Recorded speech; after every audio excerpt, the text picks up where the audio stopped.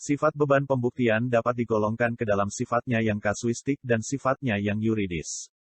Ahmad Ali dan Wiwi Heryani menjelaskan, sifatnya yang kasuistik artinya tergantung pada kasusnya. Dengan sifatnya yang kasuistik, beban pembuktian ada kemungkinan diletakkan pada penggugat, tergugat atau kedua-duanya. Karena sifatnya yang kasuistik ini maka hakim perlu memperhatikan asas-asas beban pembuktian pada khususnya dan asas-asas hukum pembuktian pada umumnya.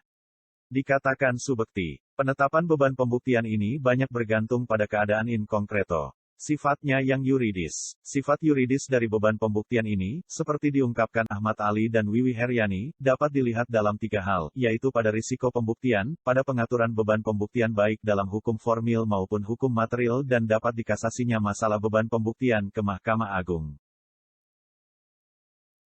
Sifat yuridis dari risiko pembuktian. Dengan adanya pembebanan pembuktian, selalu diikuti dengan risiko pembuktian, karena siapa yang memikul beban pembuktian itu jika gagal membuktikannya akan menerima risiko berupa kalah dalam perkaranya. Kalah atau menangnya salah satu pihak adalah soal yuridis, yaitu sebagai akibat dari suatu proses perkara yang diatur oleh hukum acara perdata. Disebutkan subekti, pembagian beban pembuktian itu harus dilakukan dengan adil dan tidak berat sebelah, karena suatu pembagian beban pembuktian yang berat sebelah berarti secara a priori menjerumuskan pihak yang menerima beban yang terlampau berat. Dalam jurang kekalahan, sifat yuridis pada pengaturannya dalam hukum formil maupun hukum material. Mengenai beban pembuktian ini dapat diatur dalam hukum formal maupun material. Selain ketentuan umum dalam Pasal 1865 BW, Pasal 163 HIR dan Pasal 283 RBG yang memberikan pedoman dalam hal pembagian beban pembuktian, seringkali hukum material juga menetapkan pedoman bagi beban pembuktian.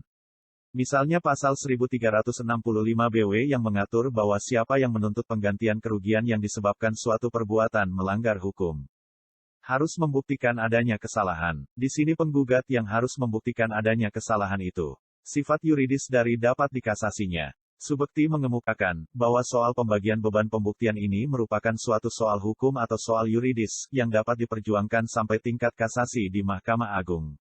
Melakukan pembagian beban pembuktian yang tidak adil, menurutnya, dianggap sebagai suatu pelanggaran hukum atau undang-undang yang merupakan alasan bagi Mahkamah Agung untuk membatalkan putusan hakim atau pengadilan yang bersangkutan.